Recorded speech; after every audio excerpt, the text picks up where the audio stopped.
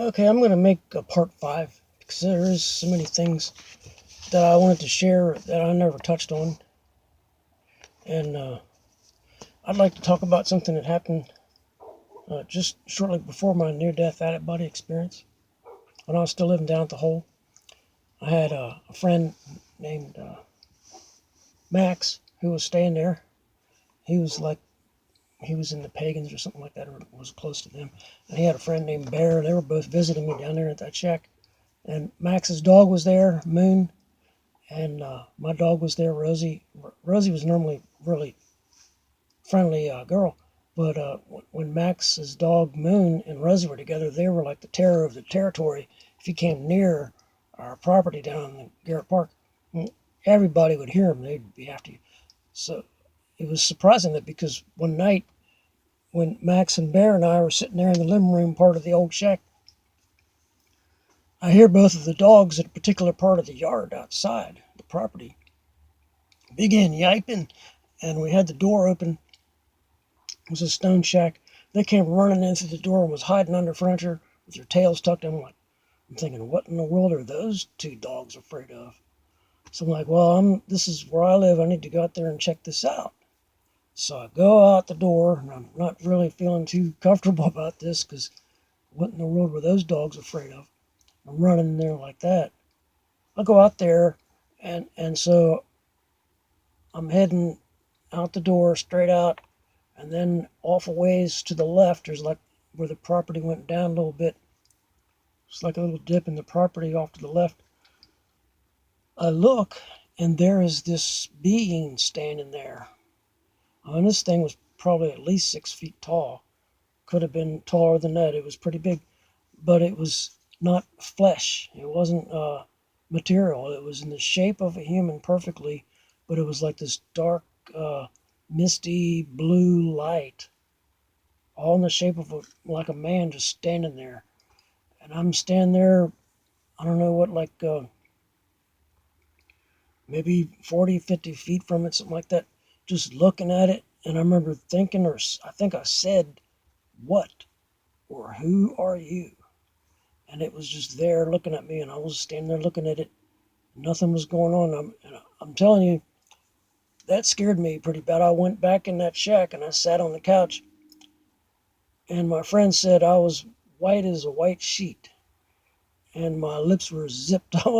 They're asking me what I saw, and they started telling me stories about things, and I'm like, I wasn't telling anybody what I saw. And next day I go outside. We had this big truck mirror nailed to a tree, so you had an outdoor light to see yourself in the mirror. And that was the first time I seen one of these whites. There I was, like 25 years old, whatever, and it was the first time I noticed a white hair, and it was after seeing that creature out there in the woods in our property. So that was like probably 1981. And another time I'll talk about after the near-death out-of-body experience. I'm driving down Neville Street because I work for this company called Direct Tech Incorporated. Direct mail marketing company was owned by this really cool guy. He was like one of the richest people in the direct mail marketing business, and I was his courier. So I'm driving down Neville Street towards Rockville, and I guess you would call it northbound. And I pull into this little deli where I used to go in there and party and get buzzed and stuff, or buy beer and go. And I sat down in there to have something to eat. And normally when I was with other Christians at an outing, whatever, I always like to pray for our food in the public or whatever. And so this time I'm sitting in there where I used to be known as a crazy partying guy. I felt like I should pray over the food before I ate my lunch. But I was feeling kind of weird about it. So I just kind of somewhat, I think I just kind of looked out the window because I was facing the outside window, and I just kind of looked out the window and thought in my mind my prayers silently, and went ahead and ate. Excuse me. So I get out of there after I'm done eating. I get in the car and I start driving. Right there is a guy, a hitchhiker. That's how I pull over and pick up this hitchhiker. He gets in. Before we get down to the main part of the road, the end of that road, Neville Street. He starts talking to me about all these thoughts that I had that no one knew what I was going through in my mind in that little cafeteria. Only me and God. And this guy was telling me all about it. And I'm just like a little bit shocked, like, what in the world? And he was saying, I remember he said, I'm not saying I'm a Christian, but if I was, I wouldn't be ashamed to pray in the public. And then he goes, okay, I get out here. I'm like stunned, shocked. I'm like, what? I pull over.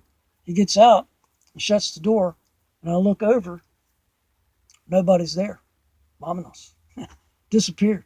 And I look all around. There's a big parking area. There's just a couple of cars here and there and a couple of trees here. And there was no place to hide. That is like either an angel from God to remind me not to be bashful, or a spirit from the devil to try to harp on me. I don't know what it was, but that happened. And I got stories about that. My dad told me about stories that happened in their past. Anyhow, that happened to me. One thing I'd like to talk about also is when I had moved away from Maryland, I'd got a job driving a temporary company delivering voter ballots boxes and then picking them up. And when that was all about done, there was this huge warehouse where we'd have to back in there with these trucks and load all the ballots in there and the boxes in there and then unload them and stuff when it was time to bring them back. And everything was watched. And you only worked with like one or two people. There was a big crews of people that did all this work. It was all through, I'm thinking, that was in Phoenix, Arizona. That was after Tulsa. Left Maryland, went to Tulsa, and this was in Phoenix doing this temporary job. And so it was almost over, and the boss comes out and he says, he got like I don't know, 7 or 8, maybe a dozen of us to show up at this one location for the last day. And they said, we're going to choose from y'all. We're going to choose, but y'all, if you're going to want to work, go ahead and put your hand up. We'll see which one of you will select on that final day. So I showed up on that final day, and there's this one guy that I never worked with, never talked with. I'd seen him walk through the big warehouse once to some other truck, but I never talked with the guy. I didn't know anything about him. And he walks up, and he goes over by this bush, and I'd been standing there. I was there kind of early. There was all these little flowering flowers, budding flowers on the bush there with a bunch of bees. And he walks over there and starts getting close to it. And I go, oh, watch out, there's a bunch of bees over there. And he goes, oh, that's no problem. My normal job is driving a semi-truck, delivering truckloads of boxes of bees to farms. And I told him what happened because I had a premonition before I got up that day. I dreamed that I saw him with all these bees all over him. And that's why I wanted to caution him. And it's like, how did I know that? How do you know premonition? How does a premonition come? How do you know the future? How do you know something about someone's life when you don't even know them? Those are amazing things that are real. And when I was in Tulsa, no, it was in Phoenix. I was helping this man that was starting a little church, and I go over to this parking lot. It was like a storefront, a bunch of business, like little stores, and he was turning one into a church or something like that. I think my wife met them, and we were just gonna volunteer a little help. So I get in the parking lot, and off to the street behind there is I see a guy on a motorcycle cruising along, and he gets into a wreck with a car, and he's knocked out on the ground. I think he might have been knocked out for a little bit. I go over there, and we had to get some ice water from this little stand where they're selling snow cones and stuff, and trying to cool them off, because in Phoenix, the blacktop pavement can burn your skin like a fire. And so we're trying to cool them down and keeping them steady. And then he starts coming to, and I'm like, don't worry about this. I saw you in a dream, and I know you're going to be all right. And he's like, what? And then some friend shows up to take him to the hospital, and he hands me his wallet for some reason. He's like, here, hold on to this. And I said, well, I'm going to be in that church till such time tonight. And so I told him, I said, I saw you in a dream. You don't have to worry. You're going to be fine. He comes back to that church that night and comes in there and stands next to me. And I'm like, I don't know why you did this, but here's your wallet. And so I told him again, what I saw in the dream, and he's like, that's just so amazing. I'm fine. Everything's okay. That's a that's another precognitive dream that I had, showing me the things that happened the night before. And there's a gal who I know from years ago, a friend of mine. I don't need to mention her name because I really haven't asked people for permission to talk about it. But when we were pretty young, I think we were going to a liquor store or something down near the border, near the DC line or something like that. We were going to, a bunch of us in a car, and we were moving around. Someone was backing out or something and hit into somebody. And so this girl, she's like, "Oh, I just dreamed that. I saw that in a dream." And someone in the car's like, "Well, why didn't you say anything?" And she's like, "I don't know." It's like, if you're not learned and prepared and trained and able to know how to, deal with things, you can criticize someone wrongfully, and you can not know how to deal with it rightly because it's something that's real and it happens. And that happened to this dear friend of mine a long time ago. And so anyhow, that's just another example of precognition. It's not just me; it's other people that I've known. I don't want to say her name, anyhow, but it was just a little fender bender or something like that. But anyhow, I want to talk about this other time shortly after my near death out of my experience when I had dedicated to follow.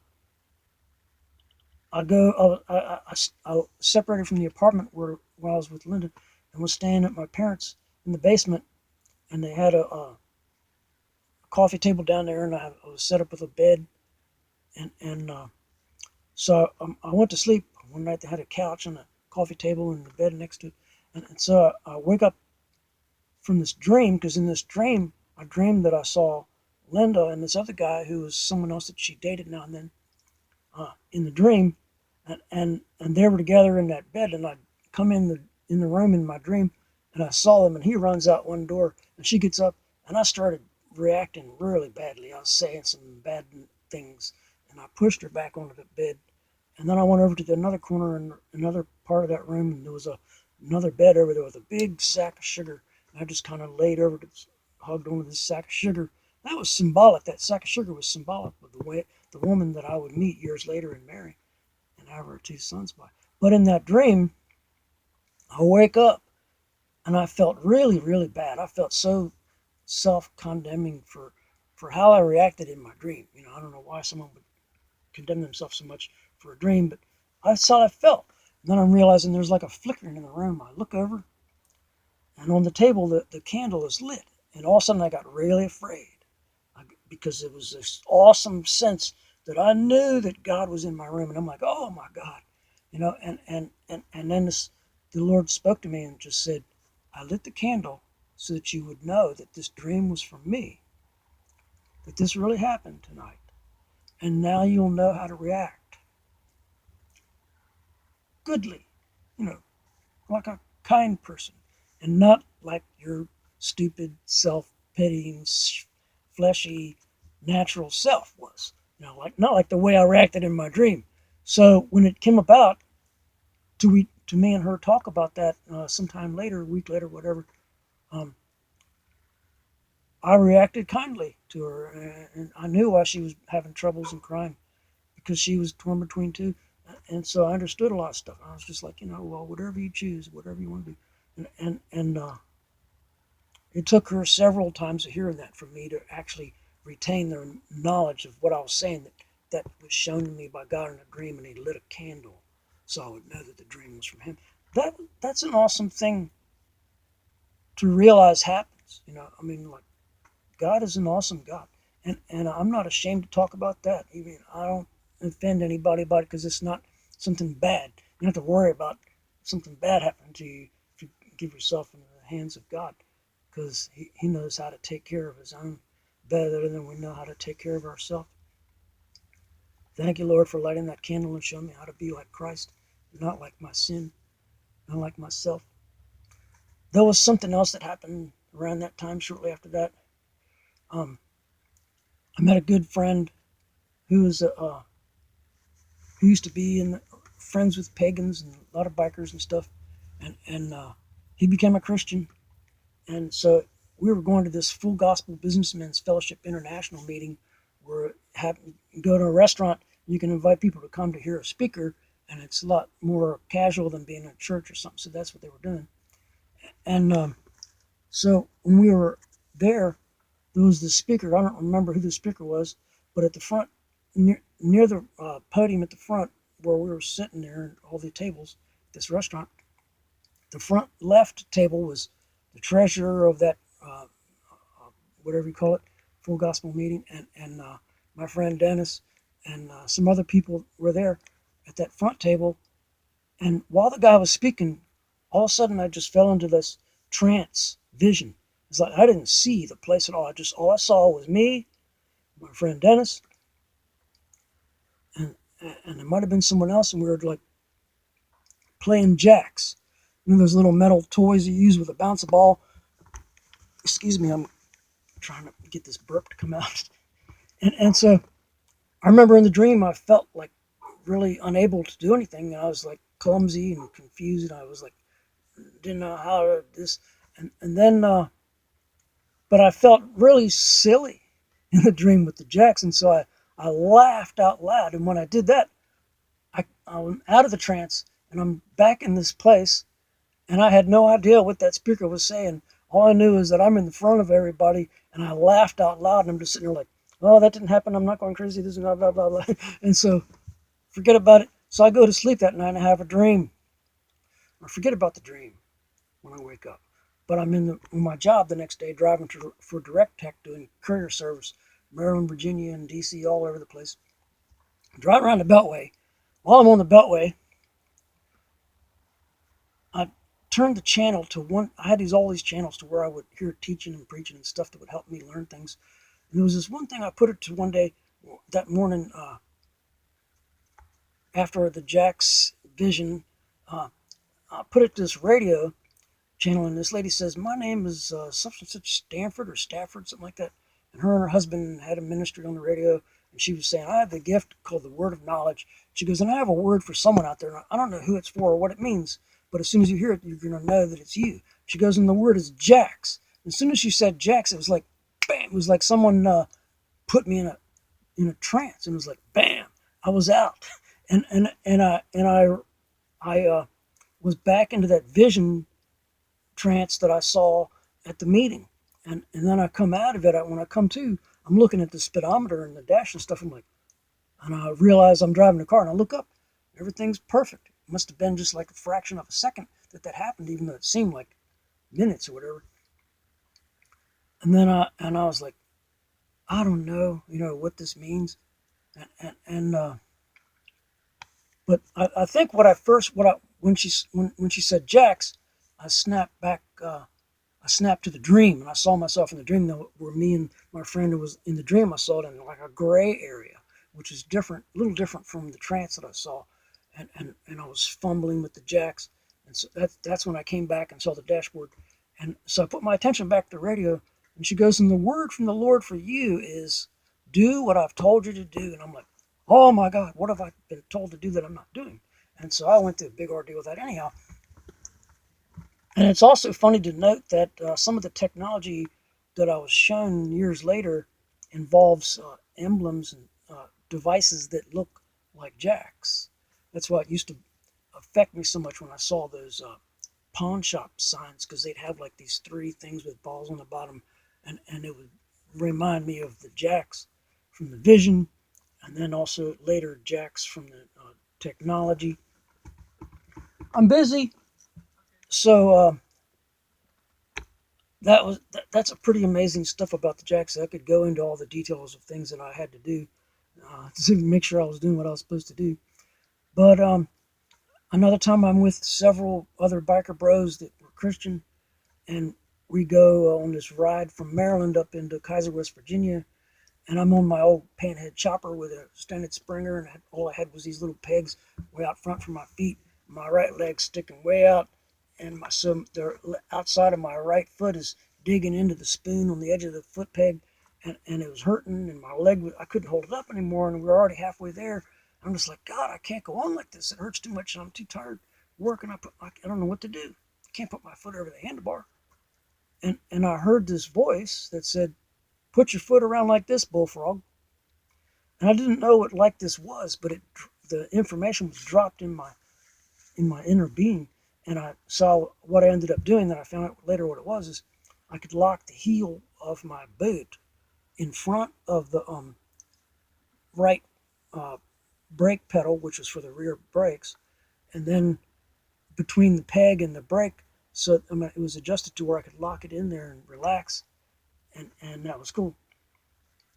And then I'm like, "Why'd you call me Bullfrog? Is that some kind of joke or something?" And then I was reminded by the Spirit of something I'd heard on the radio by a guy talking about in the Bible. I think it's in Romans. It talks about be renewed by the trans, be transformed by the renewing of your spirit, your mind, and that word transformed in the Greek is metamorpho, which is like what happens to a tadpole. It transforms into a different creature, becomes a frog. And the Lord said, "Yeah, I called that." Because see, before when I used to run with outlaws, before I gave my life to Christ, um, I called myself a hatchet man because I used to throw a hatchet into a tree, with my Indian blood and my spirit and everything. And I was really good at that, and I thought it made me look tough and bad and watch out kind of stuff, you know, foolishness, but was a real part of my life. So I became a Christian. Then I said, well, I don't want to go by hatchet. I'll go by purge because Jesus was talking about the Bible was talking about now the axe is laid to the root, and it says.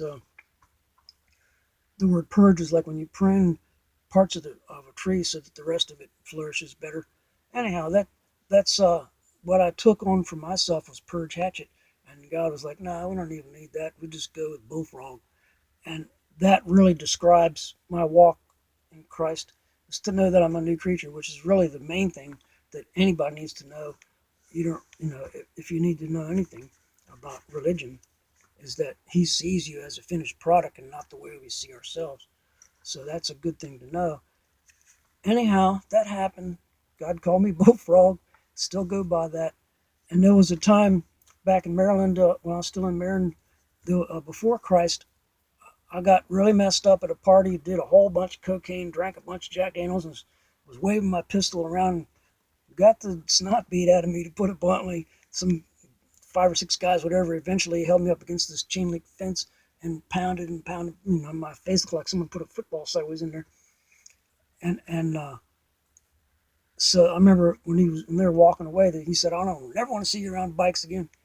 And so I gave my life to Christ. And then the word spread. Bullfrogs become, Browns become a Christian. And so I go to the Baltimore Civic Center looking for basket cases and parts and stuff to try to put together a bike, because I knew God had called me to motorcycle ministry. And so I see all these guys that I ain't seen walk, because I'd been laying low and keeping to myself. And I'm remembering their names, and I'm shaking their hands. And there's like, 5 or 6 guys like that.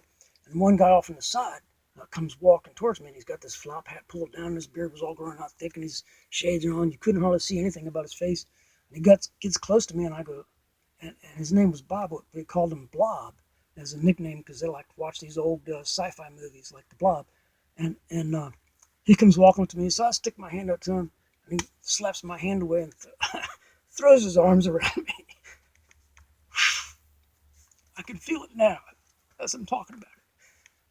That was a bury the hatchet megafied. I mean, he knew that before I was after him. I was looking, I was hunting his blood. I was very vengeful before Christ. And then he knew I became a Christian. And there I was shaking hands. So he gives me that hug. And every single one of those guys that I just shook their hands, they all go staggering backwards all over through this place where everybody's set up for trying to sell bike parts and stuff. And they're falling over his displays and about to get everybody mad. And Blob and I are just looking at each other like, looking around like, what in the world just happened? And then years later, I read in the Gospels, that's what happened when they came to take Jesus. He looked at him and said, in the actual manuscript, that he doesn't say he just says, "Whom seek ye?" And they said, "We Jesus of Nazareth," and his words was just, "I am," which is the same thing that God told Moses to tell him who's sending. I am. And so Jesus says, "I am," And all those soldiers with their swords and everything all just fell down. And that was the same power that was released when Bob gave me that hug. That after everybody I shook their hands, they all went down. And it's like, wow, God is an awesome God. There's power that beyond your imagination, that beyond your wildest dreams. So that really happened. That was an amazing thing that happened. Another thing that happened with a blob, which wasn't Bob, was something strange that I don't know what was going on with that. When I was in Tulsa, where I moved out there to be with Dennis, my Christian biker friend, and and I was working at night in a bakery, and so I was sleeping in the late. I was awakened in the middle of the day with my shirt down from behind me and my bare shoulders. I'm laying on my belly, on my stomach, on my pillow, and some cold blob or jelly kind of thing plops on my shoulder. I wake up and I reach over and I grabbed it. It was a handful. It was cold, like a silicone blob, and I just went woof, and I threw it on the floor, and I heard it hit the newspapers that I had on the floor, and I look over there, there's nothing there, and I jump out of bed, I look all over the bed, all through the room, there's nothing there. Man, I got scared. It scared the Jesus out of me, and I started hollering, Satan, I rebuke you in the name of Jesus, and I started saying all these things, and I realized my bedroom window was open, and our next door neighbor was outside. This other guy, retired guy, was out there getting his fishing boat ready, and he must have thought, we got a real Lulu for a neighbor over there. Anyhow, that happened. I don't know if it was something that God sent, or an alien brought it, or a devil brought it, but nothing bad happened. I mean, I had injuries there from other accidents and stuff, and so I've heard of people getting healed by aliens. Even I don't know.